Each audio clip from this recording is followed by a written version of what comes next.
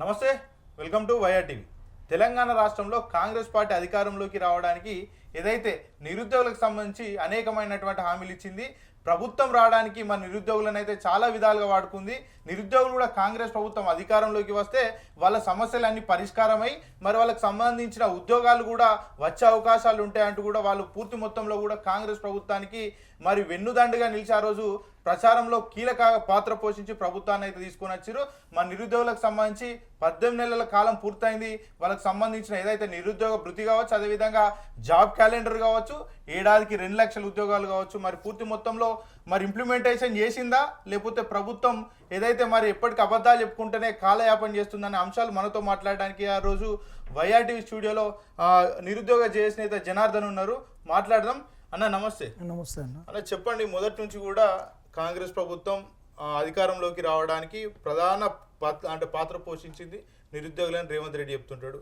మరి వాస్తవంగా మరి ప్రభుత్వాన్ని తీసుకురావడంలో ప్రధాన పాత్ర నిరుద్యోగులు పోషించినప్పుడు 18 నెలల కాలంగా మీరు అనేకమైనటువంటి పోరాటాలు చేస్తున్నప్పుడు ప్రభుత్వం మీ పట్ల ఎందుకు దృష్టి పెట్టట్లేదు, మిమ్మల్ని ఎందుకు పట్టించుకోవట్లేదు? దృష్టి పెట్టడం లేదంటేనా, అధికారం రావడం కోసమే నిరుద్యోగులు అనేటటువంటి వాళ్ళు అవసరమయ్యారు. ఎందుకు అవసరమయ్యారు అంటే, కొంతమంది కూడా అంటున్నారు, ఒరే లేస్తే కాంగ్రెస్ మేము తెచ్చినాం అని. రైతులు మేమే, మా వల్ల కాంగ్రెస్ వచ్చిందంటారు. ప్రజా సంఘాలు మా వల్ల కాంగ్రెస్ వచ్చిందంటారు. యూనివర్సిటీలలో ఉండే ప్రొఫెసర్లు మా వల్ల వచ్చిందంటారు. తర్వాత నిరుద్యోగులు మా వల్లే వచ్చిందంటారు. అంటే ఇట్లా చూసుకున్న పోతే సబ్బండ వర్గాలు మా వల్లే వచ్చింది అన్నప్పుడు అసలు కాంగ్రెస్ ఎవరి వల్ల వచ్చింది అనేటటువంటిది ఒక ప్రశ్నార్థకం అయింది. అసలు నిరుద్యోగుల పాత్ర ఏంది ప్రభుత్వం రావడానికి? నిరుద్యోగులకు ఇచ్చినటువంటి హామీలను వీళ్ళు అమలు చేయకపోవడానికి కారణం ఏంటి? అసలు నిరుద్యోగుల పరిస్థితి ఈరోజు ఏందనేటటువంటి చూస్తే వాస్తవానికి వీళ్ళు అన్న దాంట్లో అన్నిటిలలో కూడా ఒక 80% సత్యం ఉంది.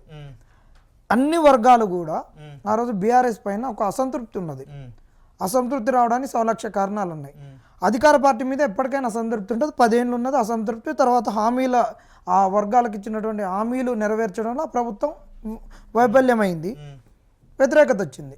ఈరోజు ఈ ప్రభుత్వం ఏదైతే 6 గ్యారంటీలు 420 హామీలు ఇచ్చిందో ఆ విధంగా గత ప్రభుత్వం కూడా ఇచ్చినటువంటి ఎన్నికల మేనిఫెస్టో హామీలు నెరవేర్చలేదు.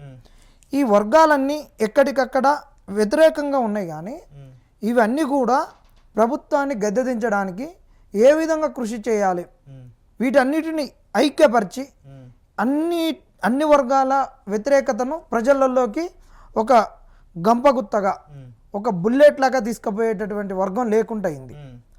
అప్పుడు ఉన్నటువంటి నిరుద్యోగ వర్గం అనేటటువంటిది పేపర్ లీకేజీలు వీటన్నిటి వల్ల, ఉద్యోగాల వల్ల విసిగి చెందినటువంటి నిరుద్యోగులు సొంతగా ప్రతి ఒక్కరికి ఈరోజు టెక్నికల్గా చాలా సౌండ్గా ఉంటారు. ఇవాళ 10th క్లాస్ కూడా సోషల్ మీడియాలో మీమ్స్ చేయడం అన్నీ చేస్తారు.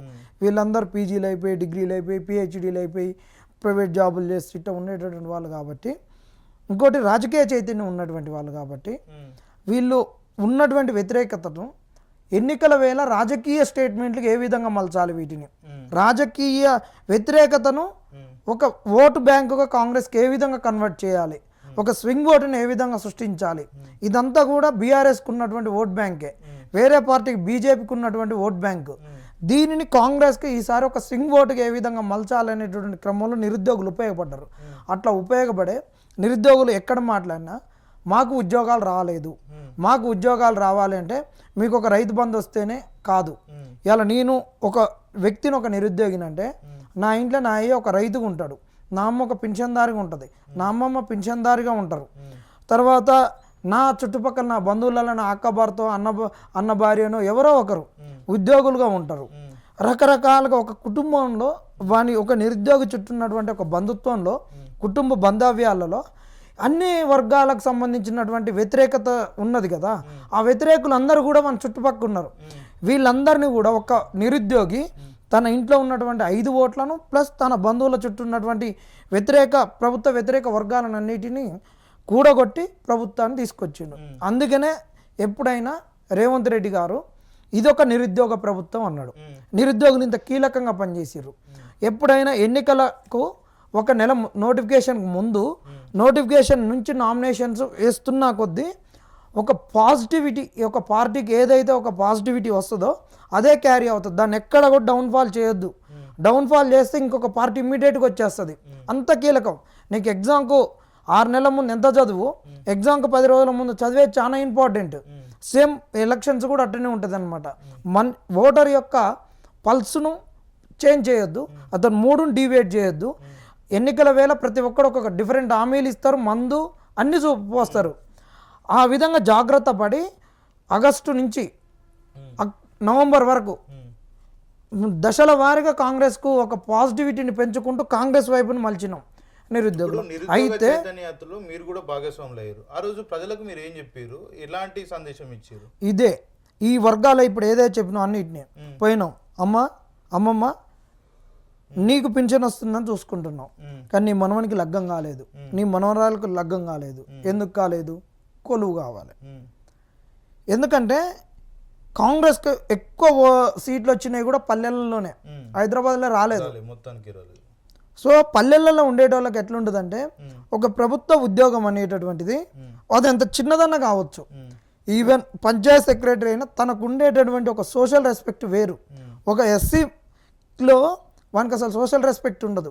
వాడు ఎంత ఏదైనా కానీ ఎంత భూస్వామైనా వాడిని వేరే కులాలలో ఒక రకంగానే చూస్తారు. వాడు ఒక ఆఫీసర్ అయింది అనుకో, అది కంపల్సరీ ప్రభుత్వం ఇచ్చిన రాజ్యాంగం ఇచ్చినటువంటి ఒక హోదా. వాడిని కంపల్సరీ వాడిపోయి ఎల్లిగా మల్లిగా పుల్లిగా ఫలానాని పిలవలేవు, సార్ అనే పిలవాలి. వానికి ఒక సోషల్ ఎలివేషన్ వస్తుంది గ్రామీణ స్థాయిలో, ప్రజలలో నిత్యం ఉంటాడు.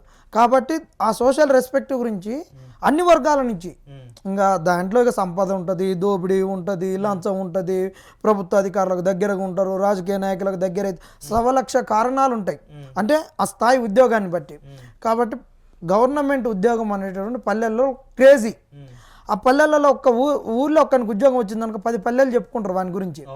సో వీళ్ళందరూ ఇటు ఉన్నారు కాబట్టి వాళ్ళకు కూడా చెప్పిన నీ ఇంట్లో ఉద్యోగం రావాలి ముఖ్యం అన్నప్పుడు వాళ్ళందరూ కదిలిర్రు. వాస్తవమే కదా, తెలంగాణ ఉద్యమం ఎట్లా చనిపోయారు, ఇప్పుడు ఉద్యోగాలు రాకుండా చనిపోయారు అనే దాంతో అన్ని వర్గాల యొక్క అసంతృప్తిని వాళ్ళను ఏ విధంగా మీ అసంతృప్తి అనేటటువంటి కాంగ్రెస్ వస్తే మంచిగా జరుగుతుందని చెప్పండి. నిరుద్యోగులు కనుక ఆ రోజు కాంగ్రెస్ పార్టీ వెంబడి లేకుంటే ఈరోజు కాంగ్రెస్ అనేది ప్రభుత్వంలో ఉంటుండేనా, అవకాశం ఉండేనా? 100% లేదు. ఈ 1.5% ఏదైతే స్వింగ్ ఓట్ ఉందో అప్పట్లప్పుడు ఈ నిరుద్యోగులు సృష్టించింది అది. ఇది వేరే వాళ్ళు కాంగ్రెస్ వాళ్ళు అయితే కాలే. అసలు కాంగ్రెస్ వాళ్ళకి వస్తామని ఉంటే ఈ ఆర్థిక వ్యవస్థ వాళ్ళకి తెలుసు కదా. తెలుసు అని నేను ఎట్లా చెప్తున్నా అంటే వాళ్ళ ఎలక్షన్ స్లోగానే ఒకటి, ఆర్థిక వ్యవస్థ కుంటుపడ్డది, నెల నాటికి జీతం ఇవ్వలేకపోతుంది ఈ బీఆర్ఎస్ ప్రభుత్వం, 20వ తారీఖు జీతం ఇస్తుంది, 20వ తారీఖు ఇవ్వడం వల్ల మీరు ఈఎంఐలు కట్టుకోవట్లేరని చెప్పిర్రు. ఆర్థిక వ్యవస్థకు అది చెప్పిర్రు. కాళేశ్వరాన్ని ఏటీఎం తీసుకొచ్చి కాళేశ్వరం వాళ్ళకి ఏటీఎం లెక్క మారింది, ఆర్థిక వ్యవస్థ కుంటుపడ్డదని చెప్పిర్రు. తెలిసినాక ఆర్థిక వ్యవస్థ ఆగమైపోయినప్పుడు నువ్వు ఈ హామీలు అట్టించినావు. ఆడోళ్లకు 2500 నెలకని ఫ్రీ బస్ అని, తర్వాత నిరుద్యోగులకు 4000 నిరుద్యోగ భృతి అని రకరకాల ఆర్థిక హామీలు ఇచ్చినావు కదా, అవి నెరవేర్చలేదని నీకు తెలుసు కదా. తెలిసి కూడా ఎందుకు ఇచ్చినా సంబంధించి కూడా 3000 ఇస్తామని బీఆర్ఎస్ మోసం చేసింది. మేము అధికారంలోకి వచ్చిన వెంటనే ప్రతి ఒక్క నిరుద్యోగికి 4000 నిరుద్యోగ భృతి ఇస్తామని చెప్పారు. 18 నెలల కాలం ఇప్పటికైపోయింది. మరి రాష్ట్రంలో ఏ ఒక్క నిరుద్యోగైనా కూడా 4000 నిరుద్యోగ భృతి ఇచ్చిన దాఖలాలు ఉన్నాయా? ఇప్పటివరకు లేవన్న. అదే చెప్తున్నాం కదా, వాళ్ళకి హామీ గెలుస్తాం అనేటటువంటి ఒక ధీమా లేదు కాబట్టి అడ్డమైన హామీలు ఇచ్చిర్రు. మేము కూడా ఏమనుకున్నామంటే ఉద్యోగాలు ఇచ్చి ఈ ఆర్థిక వ్యవస్థను సెటరేట్ చేయడము, ఈ సంక్షేమాలను పక్కన పెట్టేసి క్యాపిటల్ ఇన్వెస్ట్మెంట్ పెంచడము, దాని ద్వారా రాష్ట్ర ఆర్థిక వ్యవస్థకు ఒక మంచి పరిపుష్టిని ఇవ్వడము, కంపెనీలను తీసుకురావడము, ఆ కంపెనీలలో మాకు ప్రభుత్వ ఉద్యోగాలు రాని వాళ్ళకు ప్రైవేట్ సెక్టార్లలో ఉద్యోగం ఇవ్వడము, స్కిల్ ఎన్హాన్స్మెంట్ చేయడము చేస్తారు అనుకున్నాం. పేరుకు ఒక స్కిల్ యూనివర్సిటీ పెట్టిర్రు. ఎంతమందిని ఇంటేక్ తీసుకున్నారు, ఎంత అవుట్పుట్ వచ్చింది, ఎంతమంది బయటికి పాస్ అవుట్ అయ్యారు, ఎంతమందికి ఉద్యోగాలు వచ్చినాయి అనేది లేదు. 1,00,000 ఉద్యోగాలు ప్రైవేట్ సెక్టార్లు ఇచ్చినా అంటున్నారు. అలా తెలంగాణ పిల్లలు ఎంతమంది, అసలు సర్వీస్ సెక్టార్లు ఎంత ఇచ్చారు, సాఫ్ట్వేర్ రంగంలో ఎంత ఉన్నారు, తర్వాత ఫైనాన్షియల్ రంగంలో ఎంత ఉన్నారు, తర్వాత మ్యానుఫ్యాక్చరింగ్ సెక్టార్లో ఎంతమంది ఉన్నారు, డేటా లేదు కదా, ఒక వైట్ పేపర్ ఇవ్వలే కదా. ఆ రోజు కూడా మరి మీరు అనొచ్చు, మరి మీరు ఇంత చదువుకున్నారు, ఆర్థిక వ్యవస్థ బాగాలేదని వాళ్ళకన్నా మీకు ముందే తెలుసు కదా, మీరెట్టన్నా మీ ప్రజలకు చెప్పించారంటే మాకు కూడా తెలుసు, ఇవ్వలేరు. అందుకనే మేము సంవత్సరం కాలం వరకు మాకు 2 లక్షల ఉద్యోగాలు గవర్నమెంట్ సెక్టార్ తర్వాత ప్రైవేట్ సెక్టార్లలో ఉద్యోగాలు అడిగినాం తప్పితే నిరుద్యోగ భృతిని అడగలే. మీరు మాకు ఇస్తే గవర్నమెంట్ సెక్టార్ ఉద్యోగాలు ఇవ్వండి, రానోళ్ళ ప్రైవేట్ సెక్టార్ ఇవ్వండి, మీకు ఆర్థికంగా మీకు ఆ వెసులుబాటు లేదని మాకు తెలుసు. ప్రభుత్వ ఉద్యోగాలు కల్పించడంలో ప్రభుత్వం ఫెయిల్ అయింది. మరి దావోస్కు ముఖ్యమంత్రి రేవంత్ రెడ్డితో పాటు ఐటీ శాఖ మంత్రి శ్రీధర్ బాబు కూడా ఇద్దరు వెళ్ళారు. 1,78,000 కోట్లు ఇన్వెస్ట్ చేయించినామని చెప్తున్నారు. ఏ నిరుద్యోగ సంబంధించి అయినా మరి ఉద్యోగం కల్పించిన పాత్ర ఏమైనా ప్రభుత్వం పోషించిందా అందులో? అదే అంటున్నా, పెట్టుబడులు వస్తున్నాయి అంటున్నారు. పెట్టుబడులు ఎఫ్డిఐ రూపంలో వస్తుంది అంటున్నారు. ఎఫ్డిఐ వస్తుందని డైరెక్ట్ టెక్నాలజీ వాడు ఇక్కడికి ఇంపోర్ట్ చేస్తాడు. టెక్నాలజీ వస్తే అన్నీ వస్తాయి. రావడం వల్ల మనకు ఉపాధి అవకాశాలు పెరుగుతాయి అన్నారు. మరి నువ్వు ఎన్ని ఉద్యోగాలు, అంత పెట్టుబడి వచ్చినప్పుడు ఎన్ని ఉద్యోగాలు వచ్చినాయి? ఎలా మీ స్టూడియో ఒక 30 లక్షలు పెట్టి ఒక 10 లక్షలు పెడితేనే ఒక 5గురికి ఉపాధి వస్తుంది. మరి అన్ని కోట్లు తెచ్చినప్పుడు ఎంత ఉపాధి పెరగాలి? ఎన్ని ఉద్యోగ అవకాశాలు రావాలి? వచ్చిన ఉద్యోగాలు ఎన్ని? వాటిలలో తెలంగాణ బిడ్డలకు ఇచ్చినవి ఎన్ని? తెలంగాణ బిడ్డలకు రాలేదంటే బయటకు వచ్చిందంటే ఈ బిడ్డలకు ఎందుకు రాలే? ఈ బిడ్డల కాడ ఉన్న లోపం ఏంది? ఆ లోపాన్ని సరిదిద్దడానికి నువ్వు చేసినటువంటి పని ఏంటి? 8,000 కోట్లకు సంబంధించి కూడా హైదరాబాద్ నగర వ్యాప్తంగా కూడా పెద్ద పెద్ద కౌటౌట్లు పెట్టారు. చాలా పెద్ద ఎత్తున ప్రచారం కూడా చేసుకున్నారు. కోట్ల రూపాయలలో ఏదైతే ప్రమోషన్లు కూడా చేయించుకున్నారు. దానికి సంబంధించి కూడా ఎందుకు మరి డబ్బు లేదనుకుంటేనే మరి ఇట్లా ప్రమోషన్లు చేయించుకోవడం, నిరుద్యోగులను మోసం చేయడం ఎట్లా చూస్తారు? ఇది ఒకవైపు డబ్బులు లేదంటారు, డబ్బులు లేదని చెప్తూనే ఒకవైపు హోర్డింగ్లు పెడతారు ఉద్యోగాలు వచ్చినాయని, ఒకవైపు పెట్టుబడులు పెట్టినవని పెడతారు, ఒకవైపు ప్రతి కలెక్టరేట్ ముంగట విగ్రహాలకని డబ్బులని ఆగం చేస్తారు. ఈ విధంగా పేపర్ యాడ్లకు డబ్బులు ఆగం, తర్వాత ఈ నుంచి నల్లగొండకు పోతుందికే హెలికాప్టర్లు. ఈ డబ్బులంతా ఎందుకు వృధా చేస్తున్నారు? డబ్బు లేనప్పుడు నీ యొక్క ఖర్చును తగ్గించుకో. ఎలా నీకు తింటందుకే లేదు, ఇంట్లో తింటందుకు మధ్యాహ్నానికి బియ్యమే లేవు. బియ్యం లేనప్పుడు బిర్యానీ ఎందుకు బుక్ చేసుకుంటున్నావు, ఆర్డర్ చేసుకుంటున్నావు? ఆర్థికంగా నువ్వు తక్కువ, నీ పరిస్థితి దారుణంగా ఉన్నప్పుడు ఈ ఖర్చులను తగ్గించుకోవడానికి ఎందుకు ప్రభుత్వం పనిచేయడం లేదు? విషయం ఏంటంటే నిరుద్యోగ రేటు తగ్గించడానికి మేము మిస్ వరల్డ్ కాంపిటీషన్స్ అనేవి ఇండియాలో పెట్టించినాం, అది కూడా దట్టు హైదరాబాద్లో పెట్టినామని కాంగ్రెస్ ప్రభుత్వం చెప్తుంది. ఏం చెప్తుంటారు ఈ నిరుద్యోగులకు సంబంధించి? అసలు మిస్ వరల్డ్ దానికి నిరుద్యోగత తగ్గించడానికి అసలు లింక్ ఏంటి అంటే ఇప్పుడు అశోక్ హైదరాబాద్ అంతా కూడా ఎక్స్ప్లోర్ చేసి ఇక్కడ పెట్టుబడులు పెట్టేందుకు సిద్ధంగా ఉంటారు అందరూ అని చెప్తున్నారు వాళ్ళు. నువ్వు హైదరాబాద్ని ఎక్స్ప్లోర్ చేస్తేందుకు మంచిగానే అన్నావు, మంచిదే. కానీ అది రివర్స్ అయిపోయింది, బ్యాక్ ఫైర్ అయ్యింది. నీకు హైదరాబాద్కు రావడానికి నిన్న అమెరికా వాడు ఒకటి ట్వీట్ చేసిండు, ఇక్కడ టూరిజానికి వస్తే మీరు చనిపోతారు జాగ్రత్త అని పెట్టిర్రు. ఒక ఒక లండన్కి పోయి ఆమె ఏం చెప్పింది, నన్ను ఒక వేశ్య లెక్క చూసిర్రు అన్నారు. నీకు భారతదేశం అంటేనే స్త్రీకి అత్యంత విలువనిచ్చేటటువంటి అనేది ప్రపంచంగా చెప్తూనే నీకు ఈడ వేష లెక్క చూసిరు పరాయి దేశం అమ్మాయినంటే ఇంకెక్కడి నుంచి వస్తారు పెట్టుబడులు? నువ్వు ఏదైతే కీర్తిని ప్రపంచవ్యాప్తం చేద్దాం అనుకున్నావో ఆ కీర్తి అపకీర్తి అయిపోయింది. హైదరాబాద్ అంటేనే జెన్కేటెడ్ అయిపోయారు. అది కూడా ఏం లేదు, వచ్చే పెట్టుబడులు ఎట్టొస్తాయి? గతంలో ఎన్నలేని విధంగా కూడా హైదరాబాద్ నగరంలో 144 సెక్షన్లు కర్ఫ్యూలు విధించిన పరిస్థితులు నెలకొన్నాయి, ఆల్రెడీ విధించారు కూడా. నిజంగా ఇట్లాంటి పరిస్థితుల్లో విదేశాల నుంచి వచ్చి మరి హైదరాబాద్లో పెట్టుబడులు పెట్టడం, ఉద్యోగాలు కల్పించడం ఇవన్నీ జరుగుతాయి, అవకాశాలు ఉంటాయా? మీరు అన్నదాంట్లోనే ఉన్నది. ఒకవైపు ఏమో అందాల పోటీలు నిర్వహించి ఆదాయం వస్తుంది, ఆదాయంతో వీళ్ళకి ఉపాధి అవకాశాలు కల్పిస్తాం. ఆడ అటర్ ఫ్లాప్ అయింది. ఎంత ఆదాయం వచ్చింది చెప్పొచ్చు కదా. నీకు ఫారెన్ కరెన్సీ అనేటటువంటిది ఎంత వచ్చింది ఇండియాకు, వాళ్ళు ఎంత ఇండియా కరెన్సీని వాళ్ళు ఎక్స్చేంజ్ చేసుకున్నారు. నాకు ఇంత ఈ ఫారెన్ కరెన్సీ వచ్చింది, దీనివల్ల నేను దానికి బ్యాలెన్స్ ఆఫ్ పేమెంట్కి ఇండియాకి ఇంత వచ్చింది, బెనిఫిట్ అయింది అని ఏమన్నా చెప్పినవా? చెప్పలే, ఉట్టే నోటి మాటలు ఎందుకు? తర్వాత నువ్వు మెసిల్తో ఉద్యోగాల గురించి లొల్లి పెట్టినప్పుడు గ్రూప్ 1 పరీక్ష నిర్వహించేటప్పుడు వీళ్ళు ఎక్కడ లొల్లి చేస్తారని 1 మంత్ ఉచితార్థంగా 144 సెక్షన్ ఇస్తే హైదరాబాద్ మొత్తం ఇట 144 సెక్షన్ ఇచ్చినప్పుడు, నువ్వు ఈడ 144 సెక్షన్ ఇచ్చినప్పుడు ఆంధ్రోడు పక్క రాష్ట్రం వాడు పోయి పెట్టుబడులు తీసుకొని పోయిండు. నువ్వేం తీసుకొచ్చినావు పెట్టుబడులు? వచ్చే పెట్టుబడులు ఎక్కడ పెడుతున్నారు, ఏడ పెడుతున్నారు, ఏది లేదు, ఒక పేపర్ మీదనే ఉంటున్నాయి. అక్కడ గట్టి కడితే అది పేపర్ మీదనే ఉన్నది, ఏం రాలేదు పెట్టుబడులు అన్నారు. మరి ఈడ మీద పేపర్ మీద వచ్చినాయన్నీ. ఇంకొక విషయం ఏంటంటే ఏడాదికి 2 లక్షల ఉద్యోగాలు ఇస్తామని ప్రభుత్వం అధికారంలోకి వచ్చే ముందడి చెప్పింది. మరి ఏడాది అయిపోయింది, 2వ ఏడాది కూడా కంటిన్యూషన్లో ఉంది, ఇంకా 4 నెలలు అయితే ఈ ఏడాది కూడా అయిపోతుంది. మొత్తం 4 లక్షల ఉద్యోగాలు ఇవ్వాలి. కాకపోతే మరి ప్రభుత్వానికి కావచ్చు నిరుద్యోగుల మధ్యలో పంచాయతీ 60,000 ఉద్యోగాలకు సంబంధించి ఇప్పటికి జరుగుతుంది. మరి మిగతా 140,000 ఉద్యోగాల సంబంధిత పరిస్థితి ఏంది? మేము ఒకటే చెప్తున్నాం, సరే ఇక షెడ్యూన్ కాడ షెడ్యూన్ కాడ నీతులు చెప్పొద్దు, షెడ్యూన్ కాడ శంఖం ఊదొద్దు, షెడ్యూన్ కాడ నీతులు చెప్పొద్దు అని ఈయనకెక్కదు ఆయనకెక్కదు. 60,000 ఉద్యోగాల లెక్క మేము బరాబర్ చెప్పినాం. అలా నువ్వు ఇవ్వలేదు, బీఆర్ఎస్ వాళ్ళు ఇచ్చినాయి అని చెప్పినాం. సరే నువ్వు ఇచ్చినాయి అందాం, నేను ఇచ్చినాయి అని నేను ఎందుకు క్లెయిమ్ చేసుకుంటున్నా అన్న దానికి కూడా ఆయన రీజన్ చెప్పిండు. బీఆర్ఎస్ వాడు 1,00,000 కారణాలు పెట్టిండు, ఆ కారణాలు ఉంటే మీకు భవిష్యత్తులో కాదు ఇంకా 5 ఏళ్ళైనా ఉద్యోగాలు రాకపోవు, మేము అవన్నీ క్లియర్ చేయడానికి టైం పట్టింది, నోటిఫికేషన్ ఇచ్చినోడు గొప్పోడు కాదు, మేము ఉద్యోగాలు ఇచ్చినోడు గొప్పోడు, ఆ గొప్పతనాన్ని మేము క్లెయిమ్ చేసుకున్నాం అంటున్నాం. కరెక్టే, అది కూడా నువ్వు క్లెయిమ్ చేసుకో, 60,000 ఉద్యోగాలు ఇచ్చినావు, ఆ ఉద్యోగాలు నీ ఉద్యోగాలు కావు ఇచ్చినావు అని చెప్తున్నావు. ఇప్పుడు అన్ని క్లియర్ అయినాయి కదా, అన్ని క్లియర్ చేసినావు, మరి 2 లక్షల ఉద్యోగాలలో 90,000 పోయినాయి, ఇంకా 190,000 ఉద్యోగాలు నువ్వు ఎందుకు ఇవ్వడం లేదు? సరే 190,000 ఉద్యోగాలను పక్కన పెట్టేసిన ఈ 60,000 అల్లగలుపుకున్నా ఇంకా 140,000 ఉద్యోగాలు మిగులుతాయి కదా, అన్ని క్లియర్ చేసి పెట్టినావు, అంతా అయిపోయింది. ఇప్పుడు మీరు పోతుంటే మీరు ఒక్కడికి ఏదైనా ప్రారంభోత్సవానికి ఇక్కడ మంత్రి పోతే రోడ్డు క్లియర్ అయితే ఎస్కాట్ ఉంటుంది, భయ ఉరుకుతారు కదా, పరుగులు పెట్టిస్తారు కదా, మరి అన్ని క్లియర్ అయినాక నోటిఫికేషన్ టపా టపా రఫా రఫా ఎందుకు పడట్లేవు? అంటే మీరే వద్దంటున్నారట. మరి మీ వద్దంటే ఒక్క నుంచి ఒక వీడియో చూపెడతా రేవంత్ రెడ్డి సంబంధించి, ఆయన మరి ఏం కామెంట్స్ చేసి నిరుద్యోగుల పట్ల అనేది కూడా ఒకసారి చూపుదాం.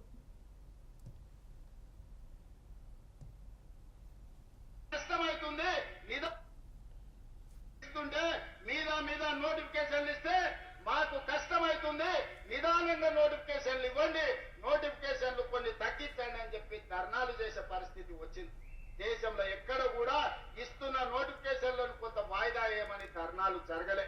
అంటే నిరుద్యోగ యువకుల పట్ల మాకున్న చిత్తశుద్ధి, దీన్ని బట్టి మీరు అర్థం చేసుకోండి. అది ఇప్పుడు చెప్తున్నారట వాళ్ళ భాషల్లో చెప్పాలంటే, నేను ఇప్పుడు వాళ్ళు ఎట్లా మాట్లాడతారంటే వేరే వాళ్ళు మాట్లాడినప్పుడు ఇది నోరా మోర్యా లేకుంటే ఈ సన్యాసులు మాట్లాడిన మాటలా, ఇక్కడికి రారే అక్కడికి రారే ఆడగాడుంది మాట్లాడేది, ఈడ ఆ సిగ్గులేని మాటలు, లజ్జలేని మాటలు, లత్కోరు మాటలు అని నేను అట్లా మేము అనట్లే. డైరెక్ట్ మేము ఏమంటున్నాం అంటే, నిన్ను అట్లా విమర్శించకుండా మీరు మేమైతే అశోక్ నగర్లో ఏదైతే నోటిఫికేషన్లు వద్దని లొల్లి పెట్టినామో, మా నిరుద్యోగులతో బస్ యాత్ర చేయించి నిరుద్యోగిత అంశాలు నాకు తెలుసా అని మీరు ఎవరైతే రియాజ్ గారిని పెట్టుకున్నారో, రియాజ్ గారికి అశోక్ నగర్లో ఇన్స్టిట్యూట్ ఉంది, గ్రంథాలయ సంస్థల చైర్మన్, అందరు గ్రంథాలయాలు చదువుకుంటున్నారు, మరి ఆయన వస్తే ఆయనను మన ఉరికిచ్చారు కదా, ఆయనను ఉరికిచ్చారు కదా. అశోక్ చిక్కడపల్లిని ధర్నాలు చేసిరు అన్నారు కదా, నోటిఫికేషన్లు ఇస్తుంటే వద్దన్న వాళ్ళు ధర్నా చేసిన వాళ్ళు నోటిఫికేషన్ కావాలని ఆయన ఎందుకు ఉరికిస్తారు? గ్రంథాలయ చైర్మన్ అయి కూడా గ్రంథాలయాలకు వెళ్ళలేకపోతున్నారు అంతే. మరి ఇప్పుడు ఈయన అంత వద్దన్నప్పుడు అశోక్ నగర్ నుంచే, అశోక్ నగర్ వేదికగా, అశోక్ నగర్ అనేది నిరుద్యోగితకు ఒక అడ్డా, అక్కడ సివిల్స్ ప్రిపేర్ అయ్యేటోళ్ళు, గ్రూప్స్ ప్రిపేర్ అయ్యేటోళ్ళు, అన్నిటి ప్రిపేర్ అయ్యేటోళ్ళు ఉంటారు. మరి అశోక్ నగర్కి వచ్చి ఈ మాట రేవంత్ రెడ్డి గారు కానీ సీఎం రైతులకు న్యాయం చేసామని రైతు పండుగలు, రైతు నేస్తాలని ప్రోగ్రామ్ చేస్తున్నారు. మరి నిరుద్యోగులకు నిజంగానే వాళ్ళు ఇచ్చినట్టు, వాళ్ళు చెప్పినట్టు ఉద్యోగాలు ఇచ్చినప్పుడు నిరుద్యోగులంతా హర్షం వ్యక్తం చేస్తున్నప్పుడు ఆ ఉద్యోగాల పండుగ అని అశోక్ నగర్లో కావచ్చు, చిక్కడపల్లి లైబ్రరీలో కావచ్చు పెట్టచ్చు కదా అధికారికంగా, ఎందుకు పెట్టట్లేదు? అదే అంటున్నా. ఇప్పుడు ఆడోళ్ళకి ఫ్రీ బస్సు ఇచ్చినప్పుడు వాళ్ళతో సంబరాలు చేపించారు, వాళ్ళకి ఫ్రీ బస్సులే వాళ్ళకి ఇచ్చినప్పుడు సంబరాలు చేపించారు. ఇప్పుడు రైతులకు మీరు రైతు బంద్ చేసి వాళ్ళతో సంబరాలు చేసుకుంటున్నారు, ఏ వర్గానికి ఏది ఇచ్చినో ఆ వర్గాల నుంచి మీ సంబరాలను చేయించుకుంటున్నారు. ఆ ఎస్సీ వర్గీకరణ అయిపోగానే ఆ వర్గం నుంచి తీసుకొచ్చుకొని శాలువాలు కప్పించుకోవడం, పండుగలు చేయడం, అవన్నీ స్టేట్మెంట్లు ఇచ్చుకున్నారు. మరి నిరుద్యోగులకు ఇంత ఇచ్చినప్పుడు, నిరుద్యోగులు మీ పట్ల అంత హర్షం వ్యక్తం చేస్తున్నప్పుడు, వద్దు సార్ జర ఆపు, జర ఇప్పుడు మేము చదవలేకపోతున్నాం అని చెప్తున్నారు, అని మీరే చెప్తున్నారు. మరి వాళ్ళ దగ్గరికి వచ్చి మీరు ఎందుకు ఉత్సవాలు చేసుకోలేకపోతున్నారు? అది మరి డైరెక్ట్ సవాల్ సీఎం గారికి. అంటే రైజింగ్ అని వన్ అని పెట్టారు కదా, ఆ సందర్భంలో కూడా ఎక్కడ కూడా నిరుద్యోగులకు సంబంధించి అధికార మీటింగ్లు కానీ నిరుద్యోగులను పిలిపించుకొని ఇప్పుడు కూడా సరే సంతోషం వ్యక్తం చేసినప్పుడైనా వాళ్ళని పిలిపించుకొని మాట్లాడాలి కదా, అట్లాంటి సందర్భాలు ఏమైనా ఉన్నాయా? మరి అసలు ఇంతవరకు సీఎం కాదు కదా, ఎవరు కూడా కలవట్టు. పోతే బల్మూరి వెంకట గారి దగ్గరికి పోతారు, రియాజ్ గారి దగ్గరికి పోతారు, కోదండరామ్ సార్ దగ్గరికి పోరు, ఆగ్నూరు మురళి దగ్గరికి పోరు, ఇంకా అప్పుడు వచ్చినట్టు ఎవరి దగ్గరికి పోరు. వీళ్ళందరూ కూడా ఇగొచ్చే అంటారు. ఇగొచ్చే అంటే ఈపులు పగులుతాయి అనేటటువంటి నిరుద్యోగులు, ఇగొచ్చే అంటే కాంగ్రెస్ వాళ్ళు ఈపులు పగులుతాయి అంటున్నారు నిరుద్యోగులు. అందుకే కదా రియాజ్ మీద తిరగబడ్డది. ఆ ఈపులు పగులుతాయి అన్నా కానీ కేసులు పెడతారు. ఇప్పుడు వీళ్ళు ఎంత శుద్ధపూసలు అయ్యారంటే, మానవతరాయని జస్ట్ నేను మీ మంత్రి పొంగులేటి శ్రీనివాసరెడ్డి జీపీఓ 6 నెలల సంది రేపు వచ్చే మాపొచ్చే అంటున్నాడు. అంత సోయి లేకుండా ఎట్లా చెప్తాడు? ఒక్క డేట్ ఫిక్స్ ఉండదా మంత్రికి ఎప్పుడు వస్తామని చెప్పేది? అన్నందుకు సోయి లేదంటవా అంటే నీది ఆ స్థాయా అని నా మీద ఆంబోతు లెక్క ఎగబడ్డాడు. కొడుతందుకే గాజులు తాగేటటువంటి గ్లాస్ని ఎత్తేయడానికి ఇంకా అది జర్ర మీద పడితే అది పలగొట్టి నన్ను పొడిచేటట్టు. ఒక మంత్రిని అంటే ఆయన ఫీల్ అయ్యండి, మరి ఇంతమంది నిరుద్యోగులను చెప్పులు పట్టుకొని కొడతాం, రాళ్ళు ఇస్తాం అని అట్లాంటి వాక్యాలు కూడా ఇప్పుడు మమ్మల్ని తిట్టిర్రు. మరి గతంలో కూడా వీళ్ళు మంత్రులను కచరా అని, టిల్లు అని, ఇంకా చాలా పేర్లతో ఒక్కొక్కళ్ళకి పెట్టిరు కదా, తై తక్క అని ఇట్లని. ఇప్పుడు మేము వాళ్ళని సమర్థించట్లే, వీళ్ళు విమర్శించట్లే. మీరు ఒక వ్యక్తికి ఆ రోజు వాళ్ళ స్థాయిలో ఉన్నప్పుడు కదా, వాళ్ళు మంత్రులు ఉన్నారు, అందరికీ ఉన్నారు, ముఖ్యమంత్రిగా ఉన్నారు, వాళ్ళని ఆ రోజు మీరు అన్నప్పుడు మాతోటి అనిపించినప్పుడు మీరు శునకానందం పొందిరు.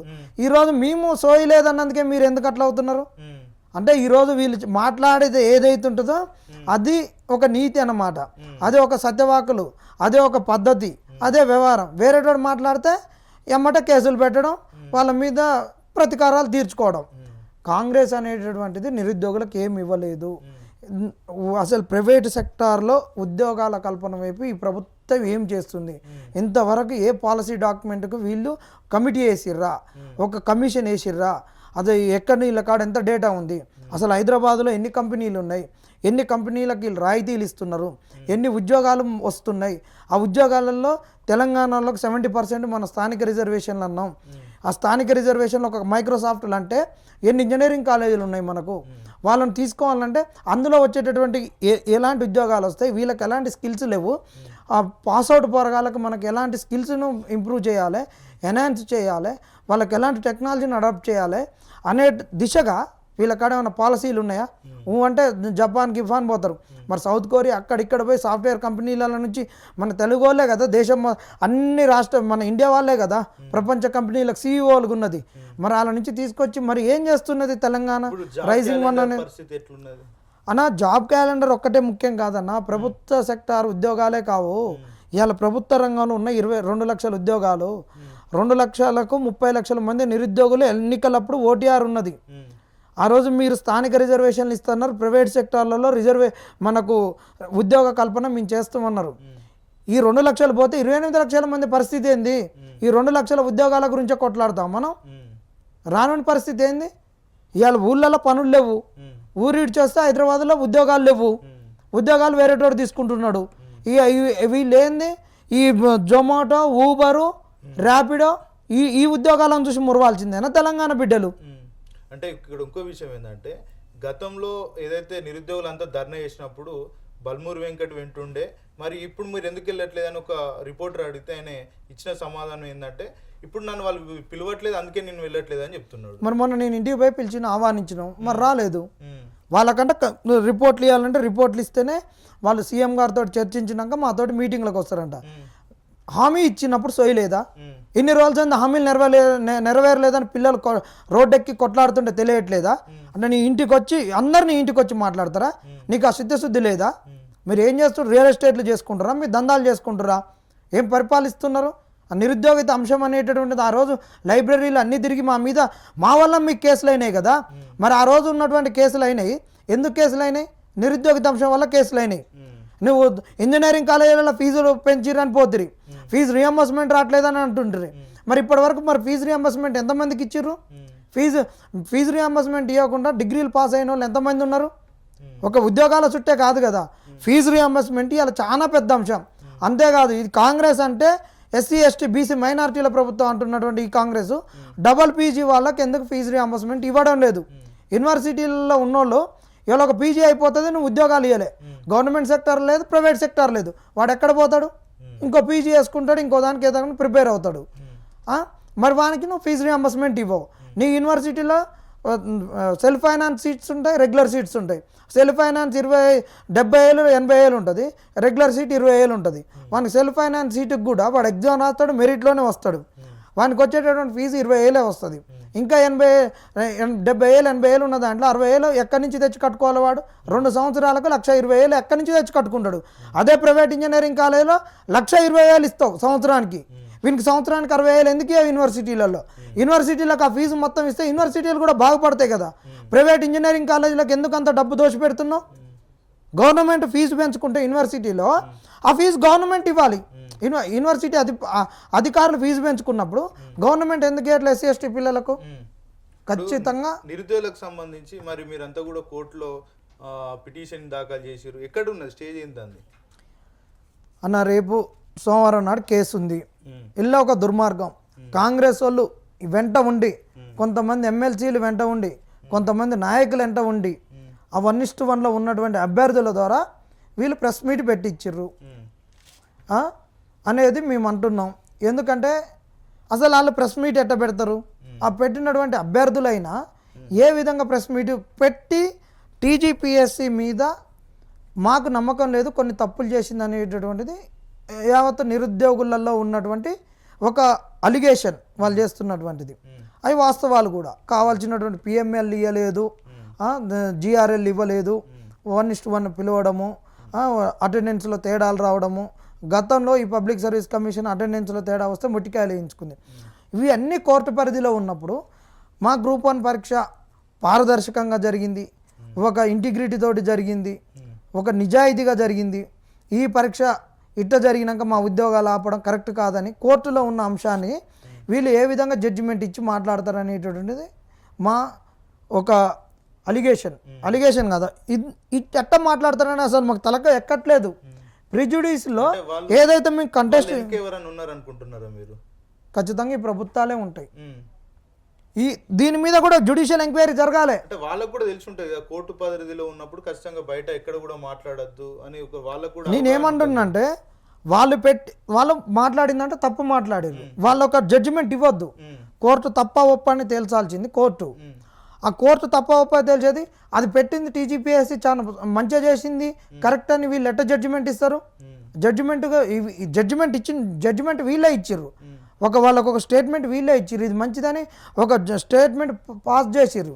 ఇవాళ ఎవరైతే వీళ్ళు చేసినట్టు తప్పులు పబ్లిక్లో పెట్టినామో ఇవాళ సమాజంలో మా అవలగాలం ఉద్యోగాలు కావాలని వీళ్ళు ఆపుతున్నారు అనేటటువంటి మమ్మల్ని సమాజంలో ఒక అవలగాలం చేసినట్టు వాళ్ళు మాట్లాడడం కరెక్ట్ కాదు. అసలు దీని వెనక ఎవరు ఉన్నారు, వీళ్ళు ప్రిజుడిస్లో ఉన్నప్పుడు ఎట్ట మాట్లాడతారు?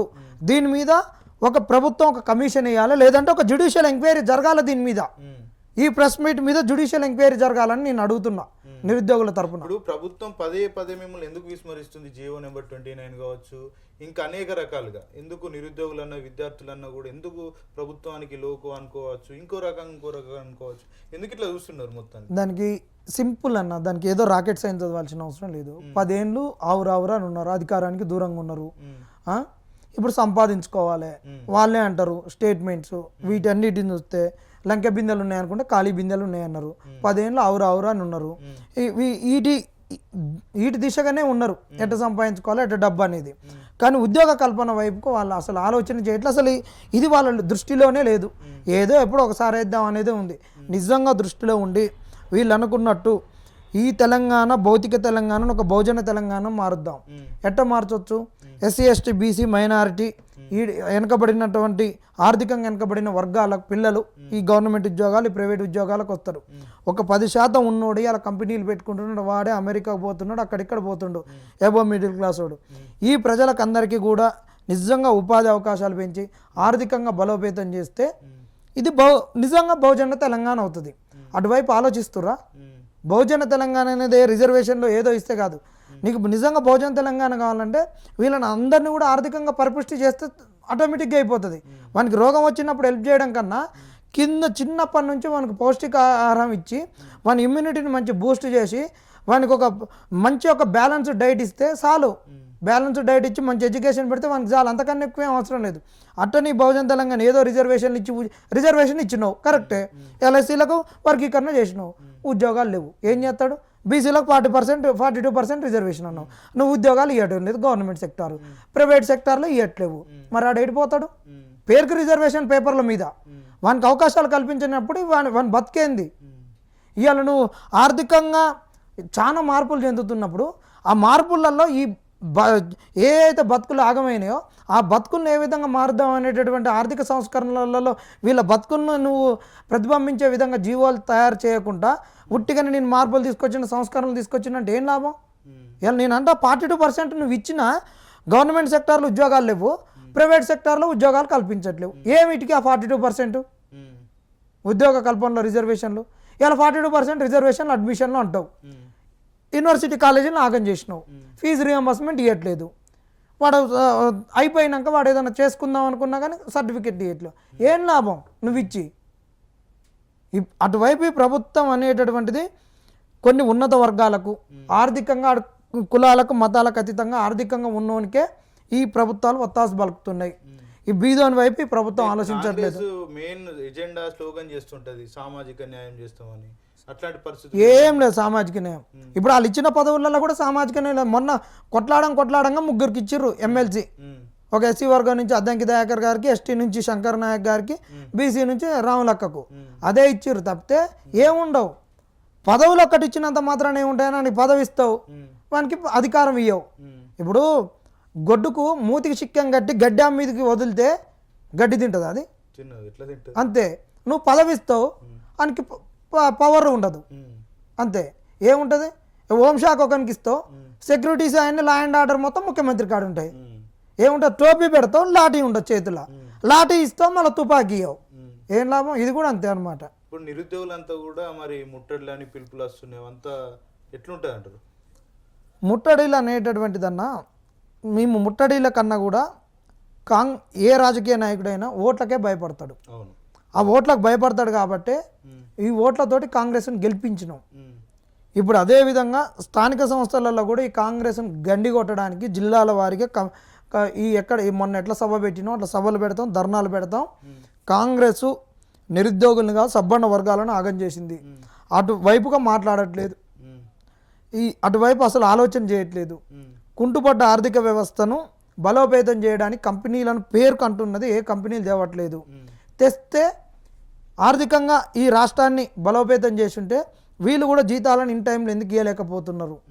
మరి ఎందుకు నువ్వు అదే విధంగా నిజంగా బలోపేతం చేస్తుంటే ముఖ్యమంత్రిని చెప్పుల దొంగలు చూసినట్టు ఎందుకు చూస్తుంది? ఇతర రాష్ట్రాలైనా ఇతర దేశాలైనా నిన్ను దొంగగా ఎందుకు చూస్తారు? నీ ఇల్లు మంచిగుంటే నీ కుటుంబము నీ ఇల్లు మంచిదైతే నీ ఇంటికి పిల్లనియడానికి వస్తాడు, నీ ఇంటి పిల్లని ఇంకోటి చేసుకోవడానికి వస్తాడు. నువ్వే ఆగమాగం అయినప్పుడు నీ ఇంటి వైపు కూడా వస్తాడు. ఇది కూడా అంతే కదా. ఫైనల్గా సర్పంచ్ ఎలక్షన్లో నిరుద్యోగులు పోటీ చేసే అవకాశాలు 100% పోటీ చేస్తామన్నా. ప్రతి పార్టీ, ప్రతి రాజకీయ పార్టీ ఇవాళ 10,000 పైచలకు గ్రామ పంచాయతీలు తెలంగాణలో ఉన్నాయి.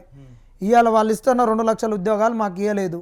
10,000 ఉద్యోగాలు మాకు నేరుగా వచ్చే అవకాశం ఉంది. ఈ 10,000 ఉద్యోగాలు నిరుద్యోగులకు ఉద్యోగాలు రావడానికి మేము ఉద్యోగ బరిలో దిగుతాం. అదే ఎన్నికల బరి. ఎందుకంటే అనొచ్చు మీరు గెలుస్తారా అనొచ్చు, మరి కాంగ్రెస్ని గెలిపేయలేదా? ఆ రోజు డబ్బులు లేకుండా మేము డబ్బులు తీసుకొని ప్రచారం చేసినామా? ఆ రోజు కాంగ్రెస్కి మేము ప్రచారం ఎట్లా చేసినాం అట్నే ప్రచారం చేసుకుంటాం. అందరు రారి. ఓటు సామాన్యుంది, గెలుపు సామాన్యుంది. ఏదైతే ఓటు ఓటును సామాన్యుని గెలుపుకు దూరం చేయడానికి డబ్బులు ఇస్తారు ఈ కాంగ్రెస్.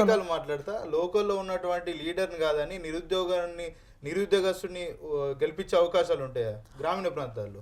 ఇప్పుడు ప్రతిపక్షాలు మాకు మద్దతు ఇచ్చినప్పుడు ఎందుకు గెలవన్నా? గెలుస్తాం. ఒకవేళ గెలవమని అనుకుందాం. ఇవాళ గ్రూప్ 1లో 523 పోస్టులు ఉన్నాయి. ప్రిలిమ్స్ 4 లక్షల పైచీలకు రాసిర్రు. అందరూ 523 ఉద్యోగాలు 4 లక్షల మందికి రావు కదా. ఇది కూడా ఇంతే కదా. మరి ఒక్కొక్క ఎమ్మెల్యే కాన్స్టిట్యూన్సీ 40 మంది పోటీ చేస్తారు.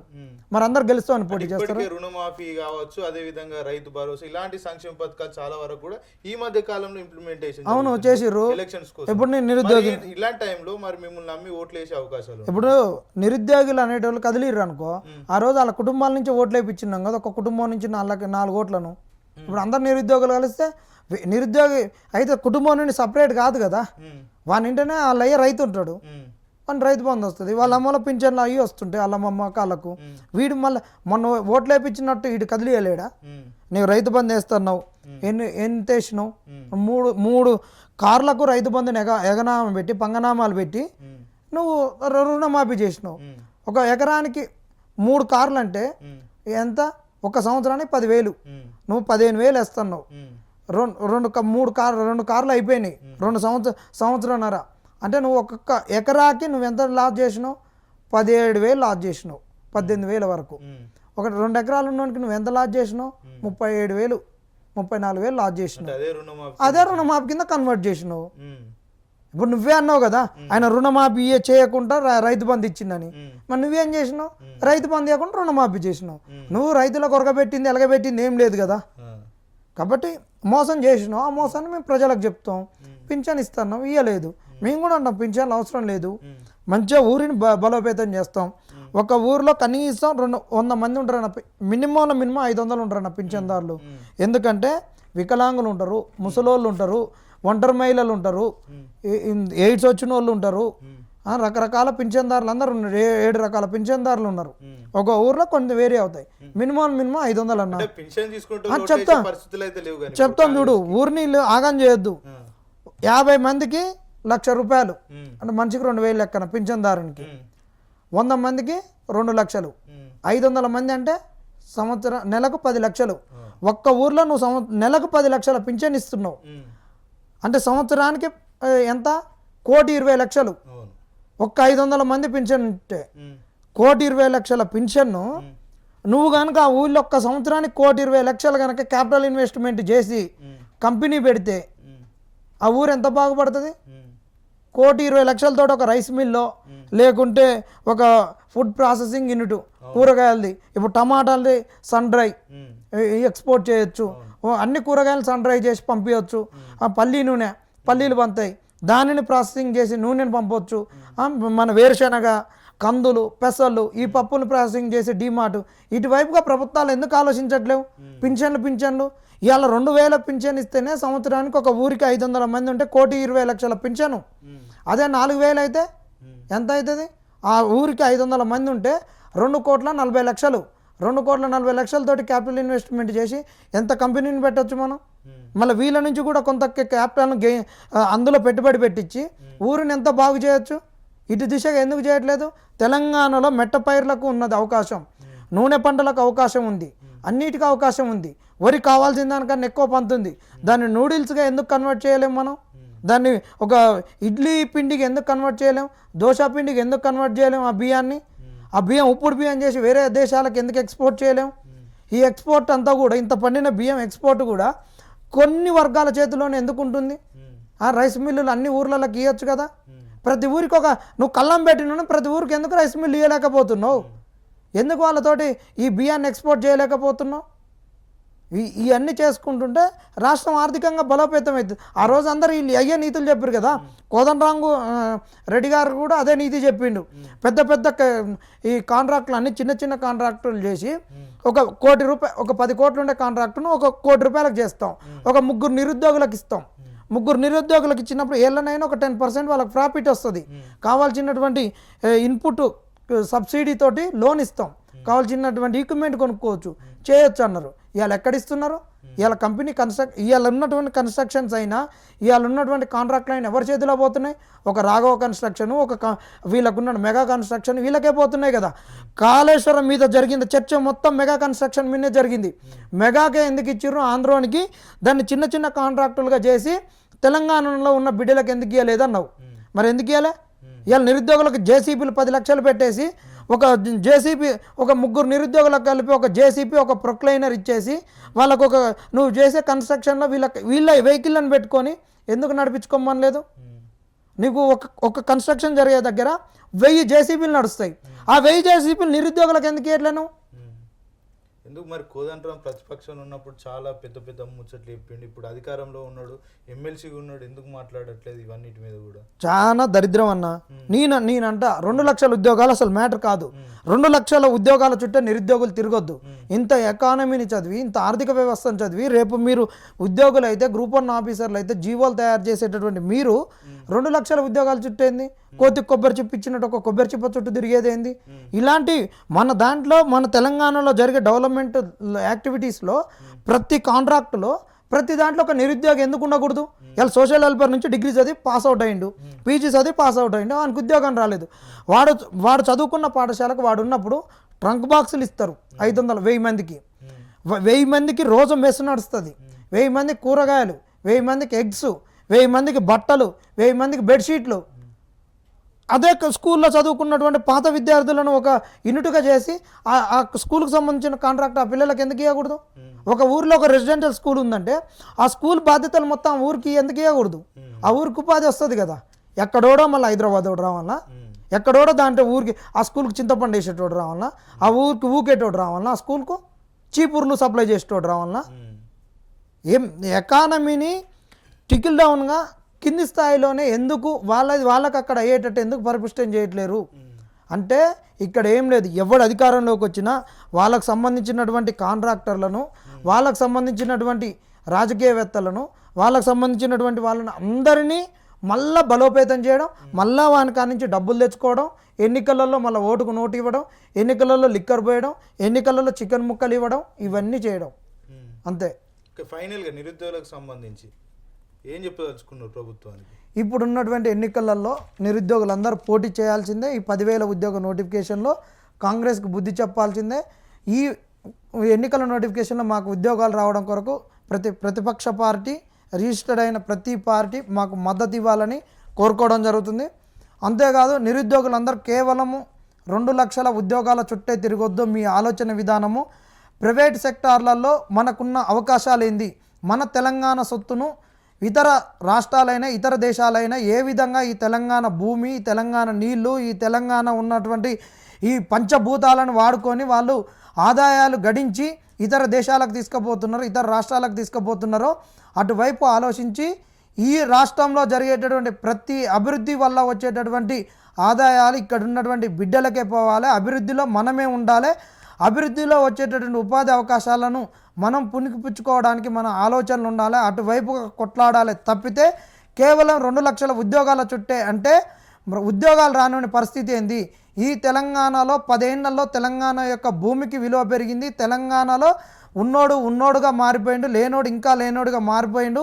అట్లా మారిండు కాబట్టే ఇవాళ ఇందిరమ్మ ఇండ్లకు ఇంత డిమాండ్ పెరిగింది. ఎన్నికలలో ఒక గూడు గురించే ఈరోజు ఓట్లు ఇంకా ఎన్నికల స్లోగన్గా మారి వాళ్ళ ఓట్లు వాళ్ళు ప్రభుత్వాలు దండుకునేటువంటి దిశగా ఉన్నాయి. కాబట్టి ఆర్థిక డిస్పారిటీసు, ఆర్థిక వర్గ వైషమ్యాలు అనేటటువంటి తగ్గాలంటే అభివృద్ధిలో నిరుద్యోగులం అనేటువంటి వాళ్ళం పాలు పంచుకోవాలనే దిశగా మనం ఆలోచించాలి. ఈ కాంగ్రెస్కు బుద్ధి చెప్పడానికి ప్రతి నిరుద్యోగి ఎప్పుడైనా కంకణం కట్టుకొని ఉండాలి. నిద్రలు లేపే అడిగిన కాంగ్రెస్ మనకు మోసం చేసింది అనే దానిని మీ మెదల్లో పెట్టుకొని ఆ మోసం నుంచి ఏ విధంగా బయటపడాలనే దిశగా ఆలోచించాలని నిరుద్యోగులను కోరుకోవడం జరుగుతుంది.